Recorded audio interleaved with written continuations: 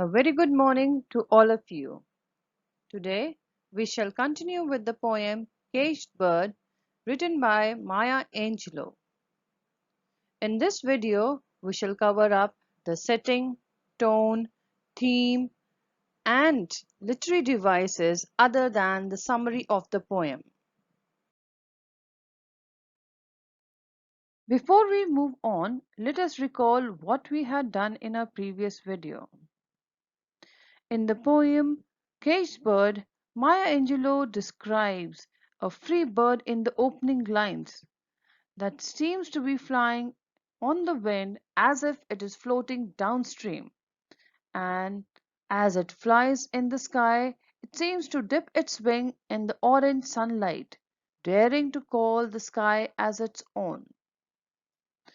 As we move on, we find a small, angry caged bird that can barely see through the cage bars, as its wings are trimmed and its feet are tied together, and thus it opens its throat to sing. The caged bird sings fearfully of things it does not know about, but still longs for, and his songs can be heard from a far away as distant hill, as the caged bird sings loudly about freedom. Whereas the free bird thinks of another breeze and about the breeze that blows from east to west, making the trees sound as if they are sighing. He also thinks about the fat worms waiting to be eaten on the lawn in the early morning light, and thus he considers the sky to be his own. But as far as the caged bird is concerned, it stands on the grave of its dead dreams, and it screams loudly as it is frightened of the nightmare that he faces, as his wings are cut and his feet are tied, and he opens his throat to sing loudly about its freedom. The poet Maya Angelou talks about two birds in the poem. Therefore, the setting of the poem is usually trees, sky, and wind when it comes to the free bird. But in case of the caged bird, the setting is a cage where she shouts for freedom. The poet Maya Angelou was such a strong Afro-American poet that she wrote poetry to shout aloud about the injustice that she suffered.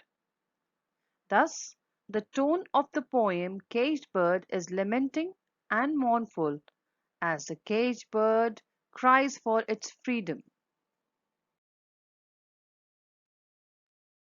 There are a number of themes that we come across as we read the poem Caged Bird. The first and foremost theme is of freedom and confinement. The theme of freedom and confinement runs throughout the poem. Freedom is symbolized through the unrestricted movement of the free bird, whereas the confinement is symbolized by the caged bird, whose wings are clipped and feet are tied. Another theme that comes before is the voice of oppression.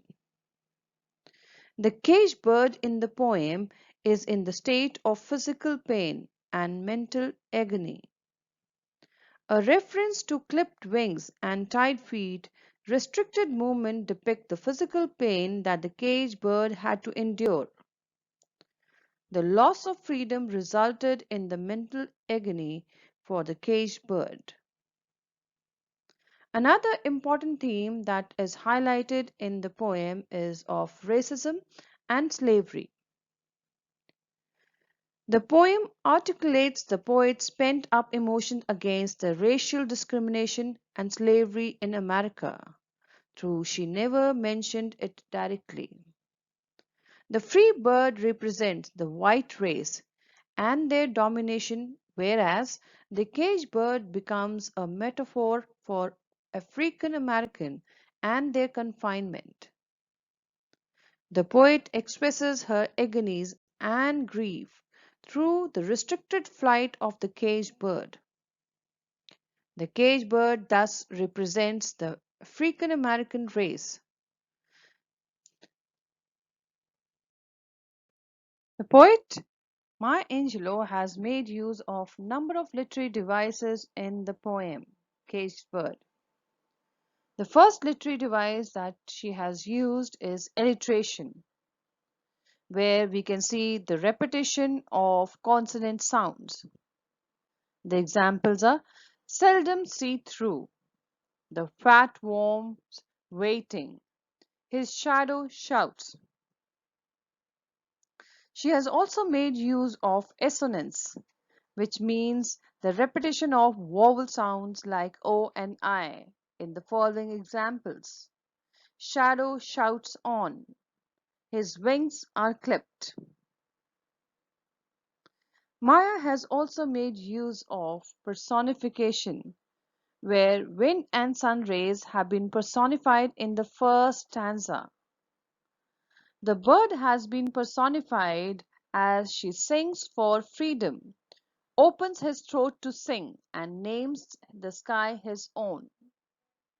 The shadow of the bird has also been personified as his shadow shouts on a nightmare scream. The poetess has also made use of hyperbole, where she tries to exaggerate what she wishes to convey through the words like dares to claim the sky. He names the sky his own. I hope you have understood the poem well and you would be able to do the worksheet on your own. Thank you and have a nice day.